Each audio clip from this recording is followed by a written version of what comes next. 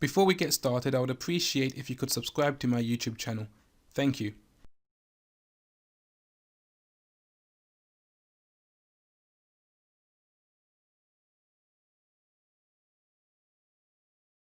Hi, so welcome back to part 2 of this video where I continue from the previous video on researching cryptocurrencies. So in this video, I'm going to talk about the crypto tokenomics.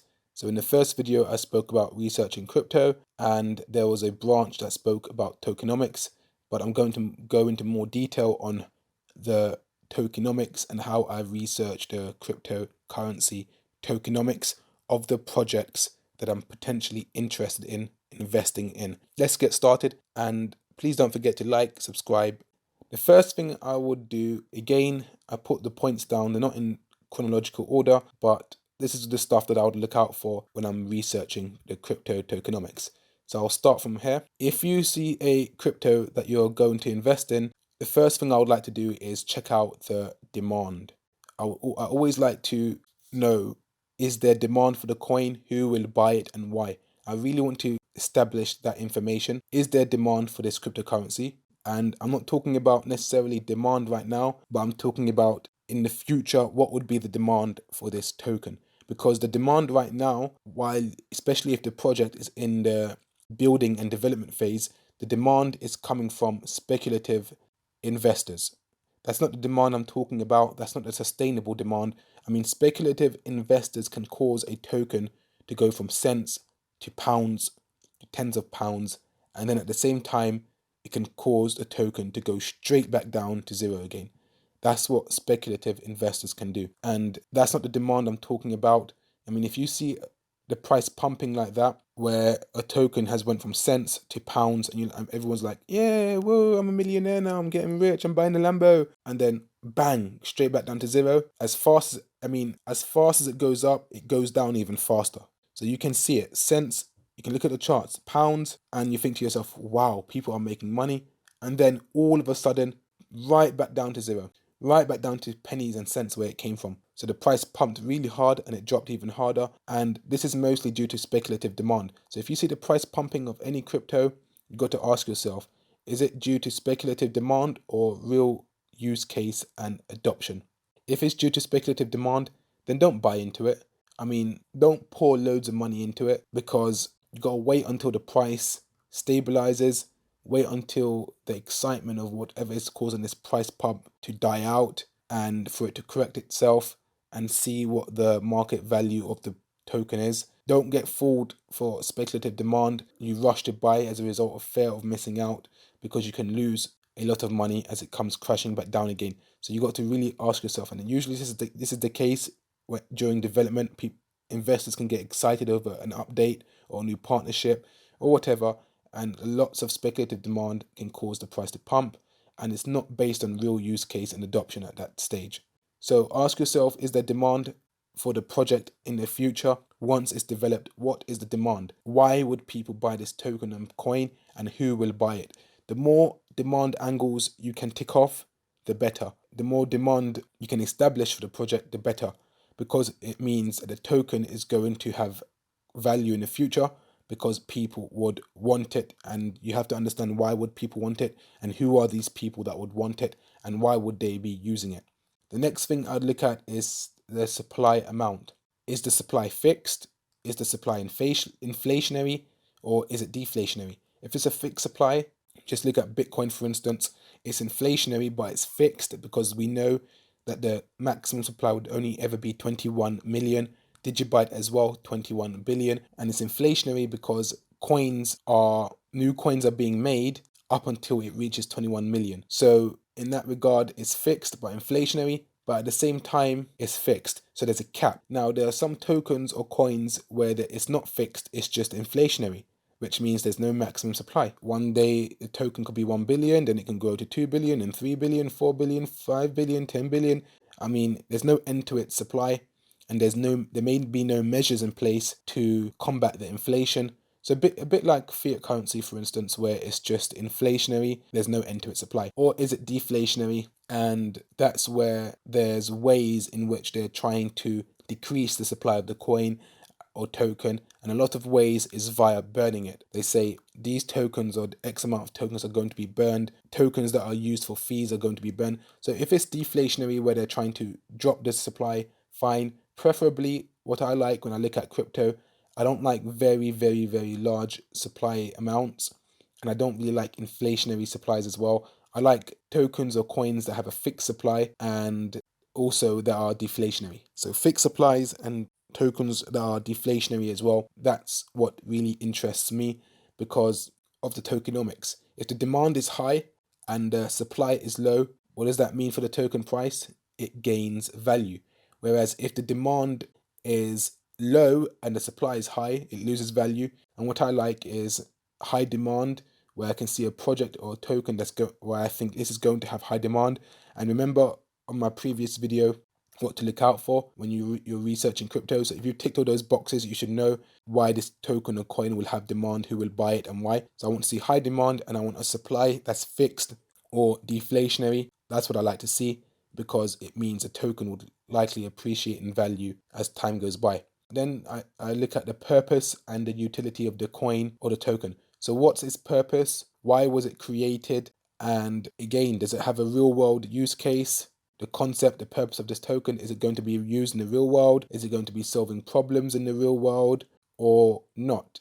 If you can't find a purpose or utility for the token that's actually going to be used by people in the real world, then the likelihood is that it's not going to have demand. The main demand point can't be speculation. It has to have real demand in order to be a successful project. And to do that, it has to have a purpose, it has to have a utility, and it has to be something that people want and will buy and need. That's what you need to look at. So do your research, and you'll get that information mostly from when you're looking at the website, the white paper, and all the information you can find about the project. You'll be able to find the purpose and the utility of the coin and token, and that should be able to tell you whether it's going to have demand and who will buy it and why.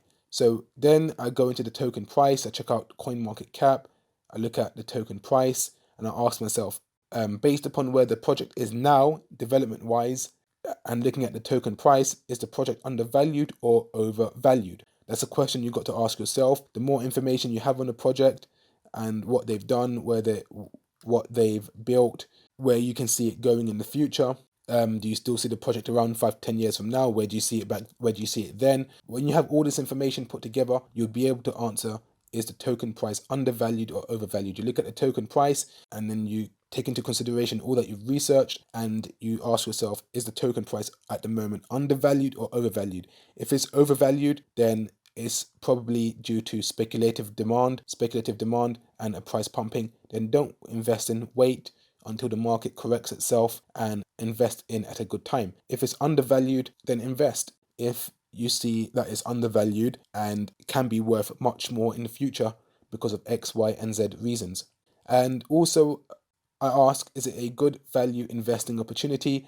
And a value investing opportunity is basically an opportunity whereby the market has priced a coin or token lower than what it's actually potentially worth, or lower than what it's actually worth. And it's basically an undervalued token or coin.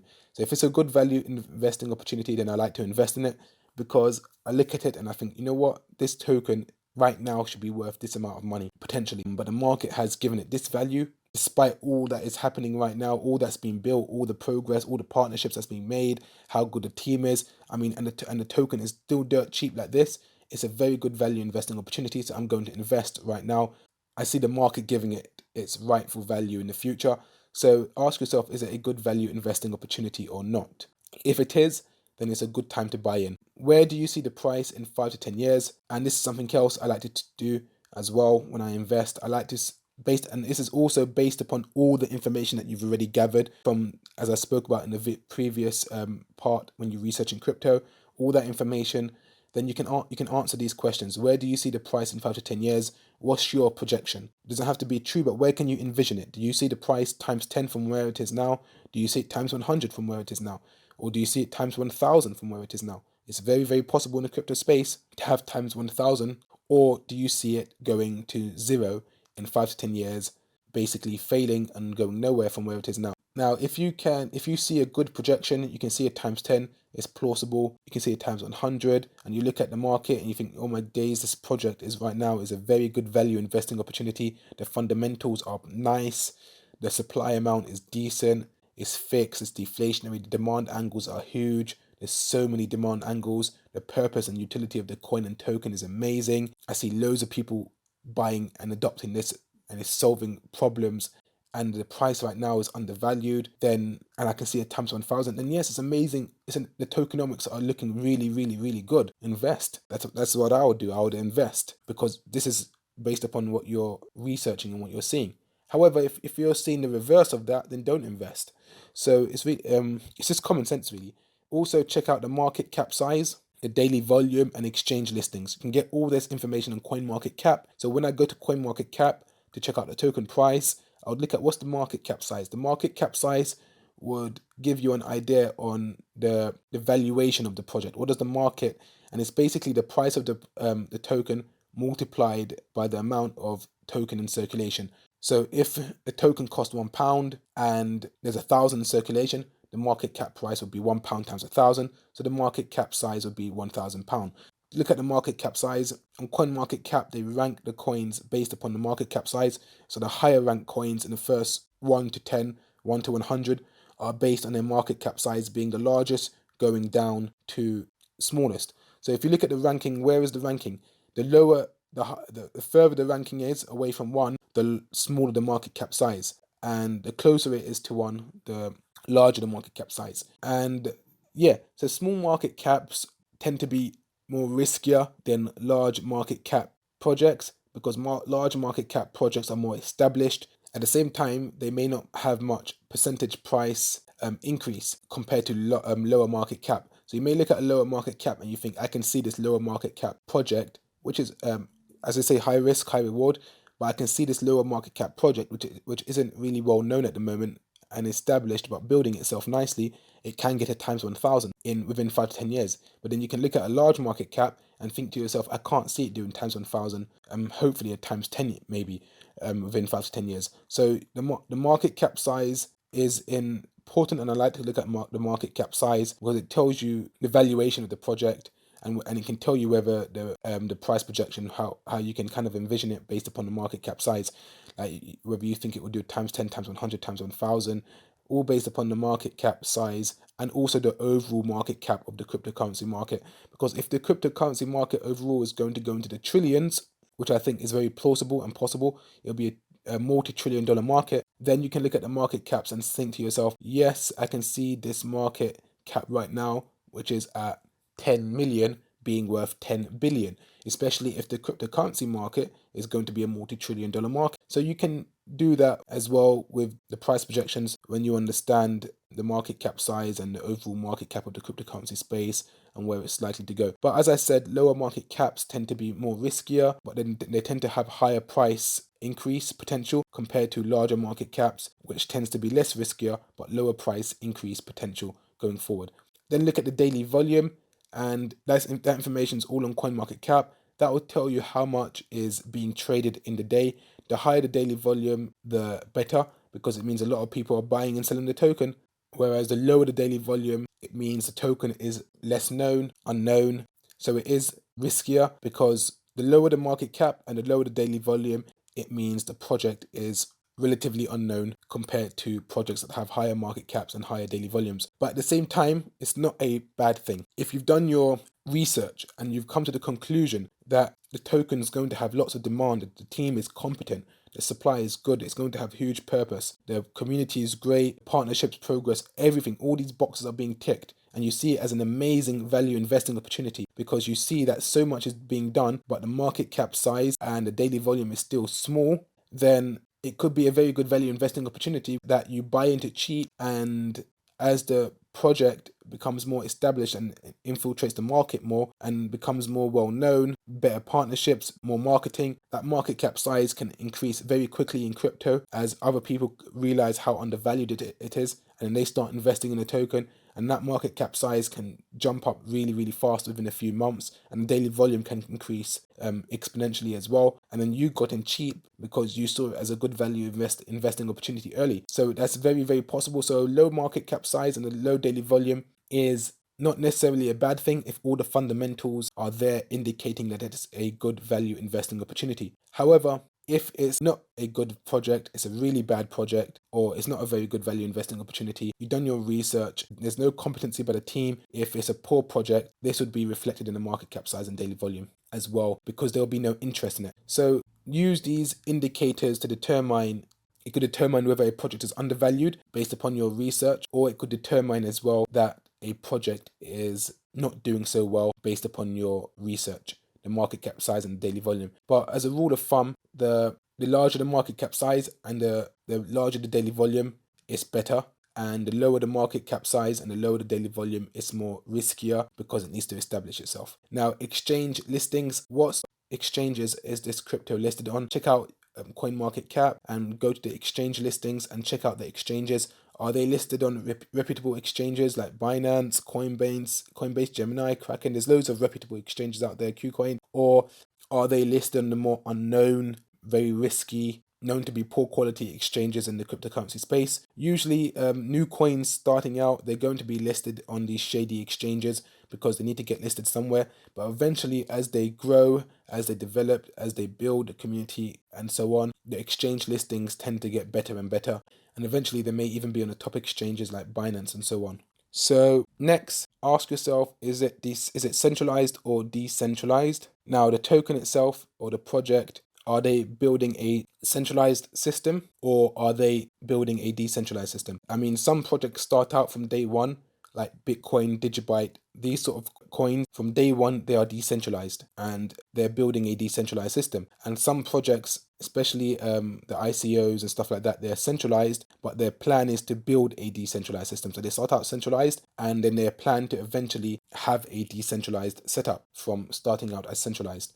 Now, if it's centralized, what is the token distribution allocation? So because many of these projects start out centralized, you would want to look at the token distribution allocation, and that should be in the white paper. And what that would really tell you is how the token is distributed and where it's going to be allocated. How much is going to stay with the team, how much is going to be used for development, how much is going to be used for marketing, how much is going to be used for selling to investors.